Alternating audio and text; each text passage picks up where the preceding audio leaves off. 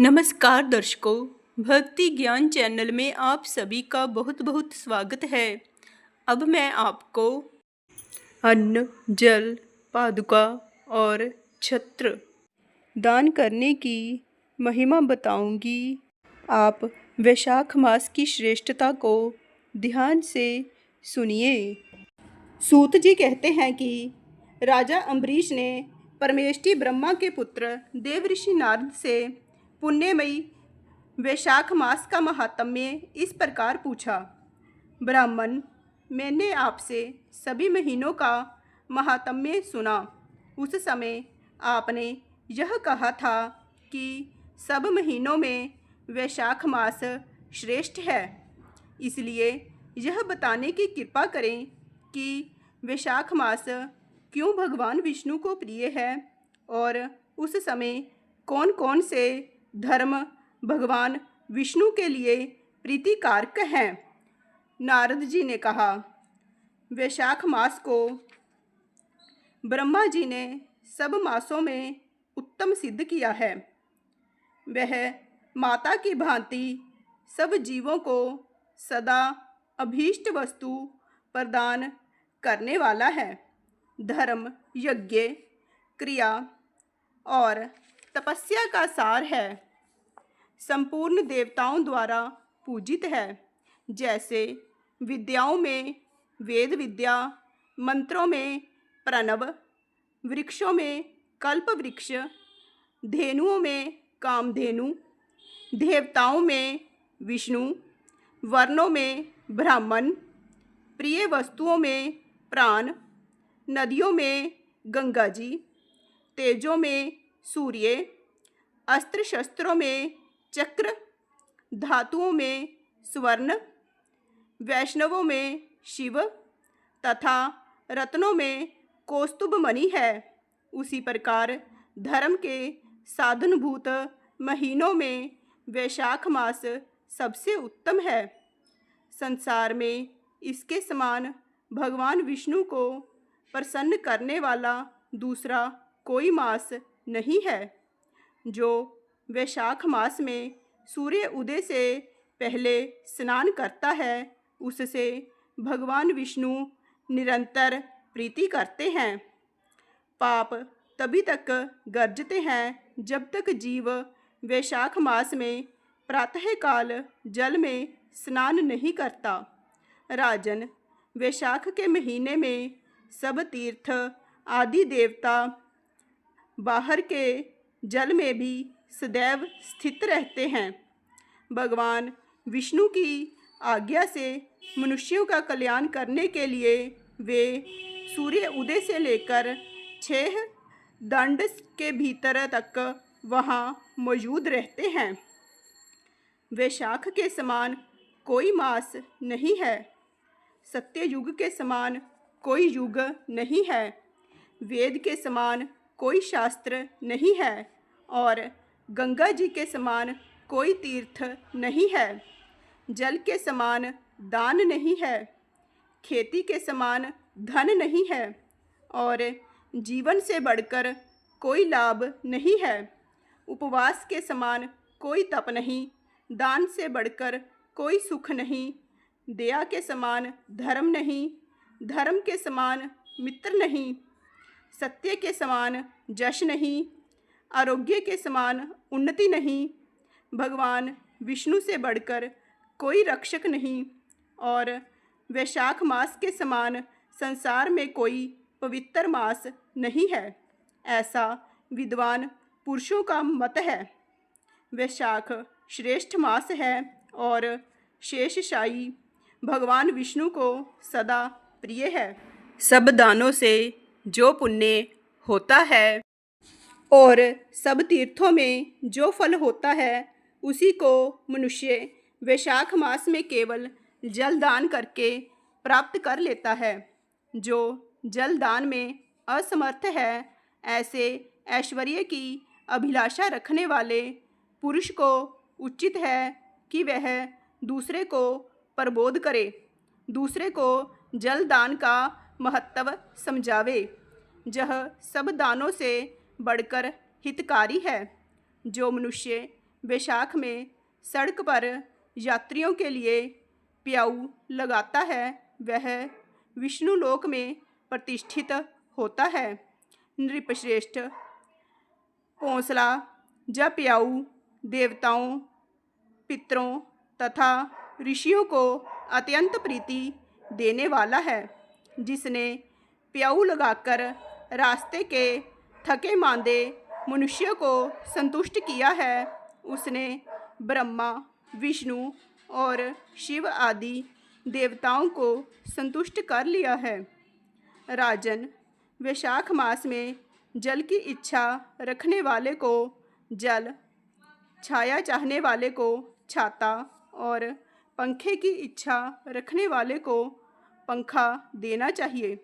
राजेंद्र, जो प्यास से पीड़ित महात्मा पुरुष के लिए शीतल जल प्रदान करता है वह उतने ही मात्र से 10,000 राजसूय यज्ञों का फल पाता है। धूप और परिश्रम से पीड़ित ब्राह्मण को जो पंखा ढुलाकर हवा करता है वह उतने ही मात्र से निष्पाप होकर भगवान का पार्षद हो जाता है। जो मार्ग से थके हुए श्रेष्ठ द्विज को वस्त्र से भी हवा करता है वह उतने से ही मुक्त हो भगवान विष्णु का साजुजे प्राप्त कर लेता है। जो शुद्ध चित्त से ताड़ का पंखा देता है वह सब पापों का नाश करके ब्रह्मलोक को जाता है। जो विष्णु प्रिय वैशाख मास में पादुका का दान करता है वह यमदूतों का तिरस्कार करके विष्णु लोक में जाता है। जो मार्ग में अनाथों के ठहरने के लिए विश्रामशाला बनवाता है उसके पुण्य फल का वर्णन नहीं किया जा सकता। मध्याह्न में आए हुए ब्राह्मण अतिथि को यदि कोई भोजन दे तो उसके फल का अंत नहीं है। राजन, अन्नदान मनुष्यों को तत्काल तृप्त करने वाला है, इसलिए संसार में अन्न के समान कोई दान नहीं है। जो मनुष्य मार्ग के थके हुए ब्राह्मण के लिए आश्रय देता है उसके पुण्य फल का वर्णन नहीं किया जा सकता। भूपाल, जो अन्नदाता है वह माता पिता आदि का भी विस्मरण करा देता है, इसलिए तीनों लोकों के निवासी अन्नदान की ही प्रशंसा करते हैं। माता और पिता केवल जन्म के हेतु हैं, पर जो अन्न देकर पालन करता है मनीषी पुरुष उसी को ज्ञानी कहते हैं। नारद जी कहते हैं, एक समय विदेहराज जनक के घर दोपहर के समय श्रुतदेव नाम से विख्यात एक श्रेष्ठ मुनि पधारे जो वेदों के ज्ञाता थे। उन्हें देखकर राजा बड़े उल्लास के साथ उठकर खड़े हो गए और मधुपर्क आदि सामग्रियों से उनकी विधिपूर्वक पूजा करके राजा ने उनके चरणोदक को अपने मस्तक पर धारण किया। इस प्रकार स्वागत सत्कार के पश्चात जब वे आसन पर विराजमान हुए तब विदेहराज के प्रश्न के अनुसार वैशाख मास के महात्म्य का वर्णन करते हुए वे इस प्रकार बोले। श्रुतदेव जी ने कहा, राजन, जो लोग वैशाख मास में धूप से संतप्त होने वाले महात्मा पुरुषों के ऊपर छाता लगाते हैं उन्हें अनंत पुण्य की प्राप्ति होती है। इस विषय में एक प्राचीन इतिहास का उदाहरण दिया करते हैं।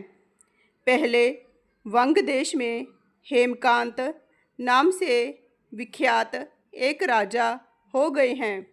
वे कुशकेतु के पुत्र, परम बुद्धिमान और शस्त्रधारियों में श्रेष्ठ थे। एक दिन वे शिकार खेलने में आसक्त होकर एक गहन वन में जा घुसे। वहाँ अनेक प्रकार के मृग और वराह आदि जंतुओं को मारकर जब वे बहुत थक गए, तब दोपहर के समय मुनियों के आश्रम पर आए। उस समय आश्रम पर उत्तम व्रत का पालन करने वाले शतर्ची नाम वाले ऋषि समाधि लगाए हुए बैठे थे, जिन्हें बाहर के कार्यों का कुछ भी बान नहीं होता था। उन्हें निश्चल बैठे देख राजा को बड़ा क्रोध हुआ और उन्होंने उन महात्माओं को मार डालने का निश्चय किया। तब उन ऋषियों के 10,000 शिष्यों ने राजा को मना करते हुए कहा, ओ खोटी बुद्धि वाले नरेश, हमारे गुरु लोग इस समय समाधि में स्थित हैं। बाहर कहाँ क्या हो रहा है इसको ये नहीं जानते, इसलिए तुम्हें इन पर क्रोध नहीं करना चाहिए। तब राजा ने क्रोध से विह्वल होकर शिष्यों से कहा, द्विज कुमारों, मैं मार्ग से थका मांदा यहाँ आया हूँ, अतः तुम ही लोग मेरा आतिथ्य करो। राजा के ऐसा कहने पर वे शिष्य बोले, हम लोग भिक्षा मांगकर खाने वाले हैं।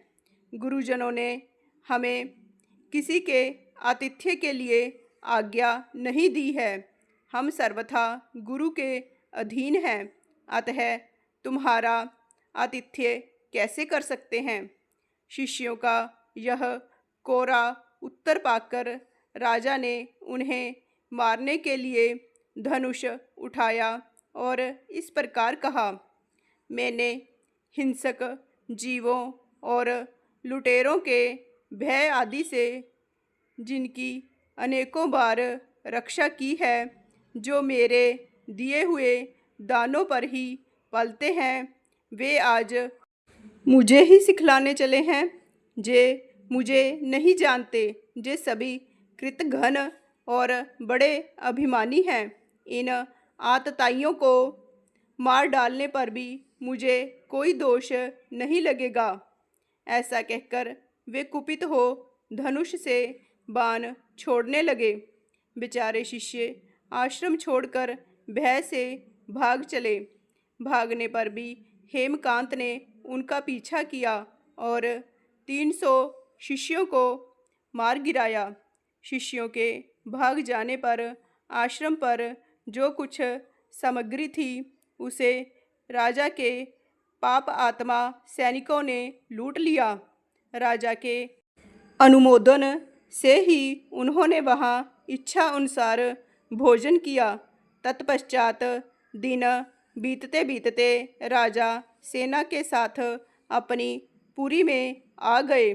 राजा कुशकेतु ने जब अपने पुत्र का यह अन्यायपूर्ण कार्य सुना, तब उसे राज्य करने के अयोग्य जानकर उसकी निंदा करते हुए उसे देश निकाला दे दिया। पिता के त्याग देने पर हेमकांत घने वन में चला गया।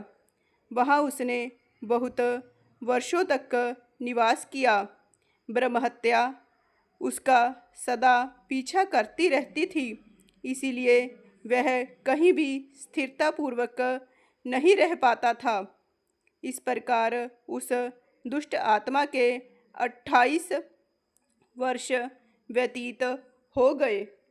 एक दिन वैशाख मास में जब दोपहर का समय हो रहा था, महामुनि त्रित तीर्थ यात्रा के प्रसंग से उस वन में आए।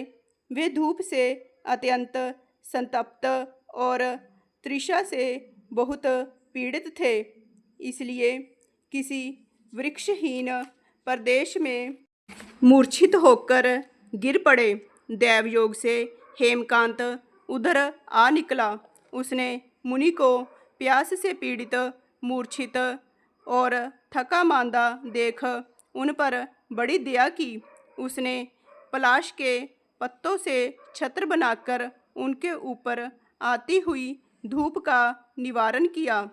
वह स्वयं मुनि के मस्तक पर छाता लगाए खड़ा हुआ और तुम्बी में रखा हुआ जल उनके मुंह में डाला। इस उपचार से मुनि को चेत हो आया और उन्होंने हेमकांत के दिए हुए पत्ते के छाते को लेकर अपनी व्याकुलता दूर की। उनकी इंद्रियों में कुछ शक्ति आई और वे धीरे धीरे किसी गांव में पहुंच गए। उस पुण्य के प्रभाव से हेमकांत की 300 ब्रह्म हत्याएं नष्ट हो गईं। इसी समय यमराज के दूत हेमकांत को लेने के लिए वन में आए। उन्होंने उसके प्राण लेने के लिए संग्रहणी रोग पैदा किया। उस समय प्राण छूटने की पीड़ा से छटपटाते हुए हेमकांत ने 3 अत्यंत भयंकर यमदूतों को देखा, जिनके बाल ऊपर की ओर उठे हुए थे। उस समय अपने कर्मों को याद करके वह चुप हो गया। छत्रदान के प्रभाव से उसको भगवान विष्णु का स्मरण हुआ। उसके स्मरण करने पर भगवान महाविष्णु ने विश्वक्सेन से कहा, तुम शीघ्र जाओ, यमदूतों को रोको, हेमकांत की रक्षा करो। अब वह निष्पाप एवं मेरा भक्त हो गया है। उसे नगर में ले जाकर उसके पिता को सौंप दो। साथ ही मेरे कहने से कुशकेतु को यह समझाओ कि तुम्हारे पुत्र ने अपराधी होने पर भी वैशाख मास में छत्र दान करके एक मुनि की रक्षा की है, अतः वह पाप रहित हो गया है। इस पुण्य के प्रभाव से वह मन और इंद्रियों को अपने वश में रखने वाला दीर्घायु, शूरता और उदारता आदि गुणों से युक्त तथा तुम्हारे समान गुणवान हो गया है। इसीलिए अपने इस महाबली पुत्र को तुम राज्य का भार संभालने के लिए नियुक्त करो। भगवान विष्णु ने तुम्हें ऐसी ही आज्ञा दी है। इस प्रकार राजा को आदेश देकर हेमकांत को उनके अधीन करके यहाँ लौट आओ। भगवान विष्णु का यह आदेश पाकर महाबली विश्वक्सेन ने हेमकांत के पास आकर यमदूतों को रोका और अपने कल्याणमयी हाथों से उसके सब अंगों में स्पर्श किया। भगवद भक्त के स्पर्श से हेमकांत की सारी व्याधि क्षण भर में ही दूर हो गई। इसके बाद विश्वक्सेन उसके साथ राजा की पुरी में गए। उन्हें देखकर महाराज कुशकेतु ने आश्चर्ययुक्त हो भक्तिपूर्वक मस्तक झुकाकर पृथ्वी पर साष्टांग प्रणाम किया और भगवान के पार्षद का अपने घर में प्रवेश कराया। वहाँ नाना प्रकार के स्तोत्रों से उनकी स्तुति तथा वैभवों से उनका पूजन किया। तत्पश्चात महाबली विश्वक्सेन ने अत्यंत प्रसन्न होकर राजा को हेमकांत के विषय में भगवान विष्णु ने जो संदेश दिया था वह सब कह सुनाया। उसे सुनकर कुशकेतु ने पुत्र को राज्य पर बिठा दिया और स्वयं विश्वक्सेन की आज्ञा लेकर उन्होंने पत्नी सहित वन को प्रस्थान किया। उसके बाद महामना विश्वक्सेन हेमकांत से पूछकर और उसकी प्रशंसा करके श्वेतद्वीप में भगवान विष्णु के समीप चले गए। तब से राजा हेमकांत वैशाख मास में बताए हुए भगवान की प्रसन्नता को बढ़ाने वाले शुभ धर्मों का प्रतिवर्ष पालन करने लगे। वे ब्राह्मण भक्त, धर्मनिष्ठ, शांत, जितेंद्रिय, सब प्राणियों के प्रति दयालु और संपूर्ण यज्ञों की दीक्षा में स्थित रहकर सब प्रकार की संपदाओं से संपन्न हो गए। उन्होंने पुत्र, पौत्र आदि के साथ समस्त भोगों का उपभोग करके भगवान विष्णु जी का लोक प्राप्त किया। वैशाख सुख से साध्य अतिशय पुण्य प्रदान करने वाला है। पाप रूपी ईंधन को अग्नि की भांति जलाने वाला, परम सुलभ तथा धर्म, अर्थ, काम, मोक्ष चारों पुरुषार्थों को देने वाला है। बोलिए कृष्ण भगवान की जय। जय श्री कृष्ण।